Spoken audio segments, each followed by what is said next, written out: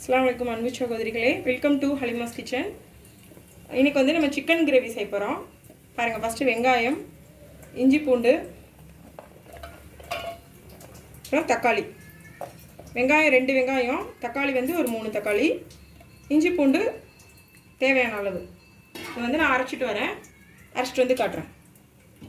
காஞ்சிருச்சு.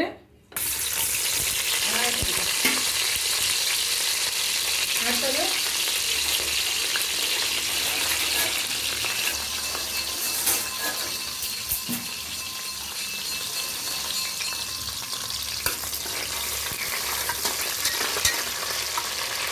பாருங்க, நம்ம அரைச்சி வச்சுருக்கோம் வெங்காயம், தக்காளி, இஞ்சி பூண்டு பேஸ்ட்டு.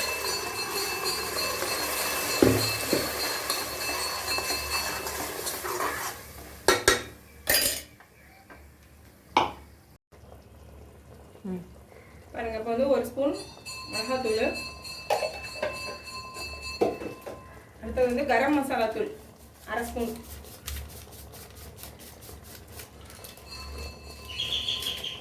அப்புறம் கறி மசாலா தூள் வந்து 1/2 ஸ்பூன், அப்புறம் மஞ்சத்தூள் கொஞ்சோண்டு, மல்லித்தூள் 1 ஸ்பூன்.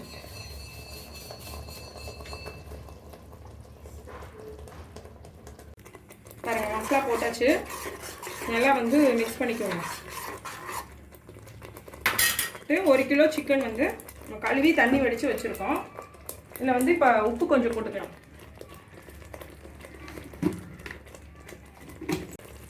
இந்த மாதிரி கொஞ்சம் நேரம் சிம்மில் வச்சு மூடி வச்சிங்கன்னா எண்ணெய் வந்துடும். நீங்கள் பெரிய தீயில வச்சு கிண்டிகிட்டு இருக்க தேவையில்லை. கொஞ்சம் நேரம் சிம்மில் வச்சு மூடி வச்சிட்டிங்கன்னா பாருங்கள் எண்ணெய் வந்துருச்சு. இந்த டைமில் வந்து 1 கிலோ சிக்கன் வந்து நம்ம கழுவி இந்த மாதிரி ஜல்லடையில் போட்டு வச்சுருக்கோம். ஜல்லடையில் போட்டு வச்சிட்டிங்கன்னா எல்லா தண்ணியும் வடிச்சிடும். அதில் கொத்தமல்லி தழை அறுத்து வச்சுருக்கேன், அதை இப்போ போட்டுக்கலாம்.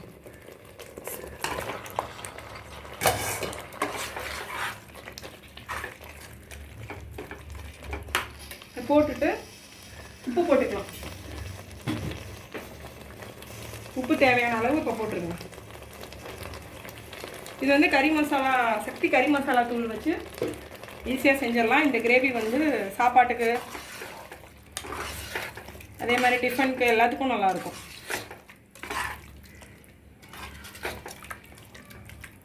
அவ்வளோதான். இது வந்து கொஞ்ச நேரம் பெரிய தீயில வச்சு நல்லா கலக்கி விட்டுட்டு சும்மா ஜார் அலசின தண்ணி மட்டும் சும்மா 1 கிளாஸ் அளவு நான் தண்ணி ஊற்றுறேன். உங்களுக்கு வந்து குழம்பு மாதிரி வேணும்னா நிறைய தண்ணி ஊற்றிக்கோங்க. நான் வந்து இன்றைக்கி கிரேவி மாதிரி செய்ய போகிறேன்.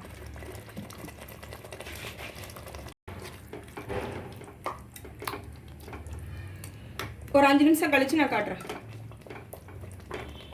பாருங்கள், எப்பயுமே வந்து மசாலா போட்டோடனே உடனே வந்து தண்ணி ஊற்றிடக்கூடாது. இப்போ சிக்கன் போட்டு அந்த மசாலாவில் பாருங்கள், சிக்கனோட தண்ணி பாருங்கள், நான் கொஞ்சம் கூட தண்ணி ஊற்றலை, எவ்வளோ தண்ணி வந்துருக்கு பாருங்கள்.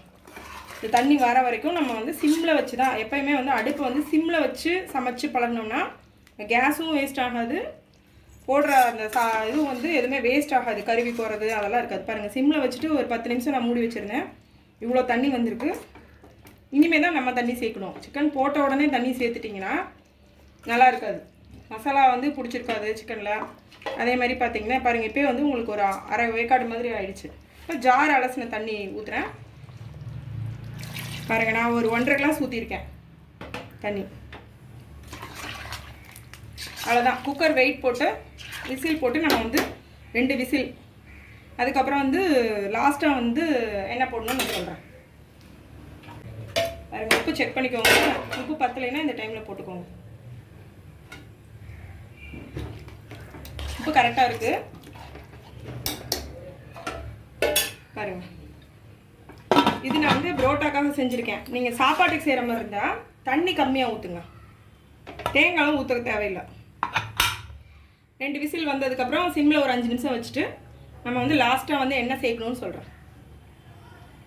குக்கர் வந்து விசில் அடங்கிருச்சு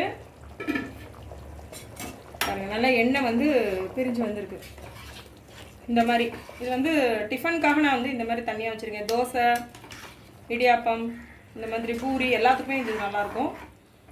சாப்பாட்டுக்கு செய்கிற மாதிரி இருந்தால் தண்ணி கொஞ்சம் கம்மியாக ஊற்றிக்கோங்க. இப்போ கடைசியாக என்ன போடுறோன்னா, இதுதான் ரொம்ப முக்கியமானது. பாருங்கள், கருவேப்பிலை அவ்வளோதான், ஒரு கொத்து கருவேப்பிலை.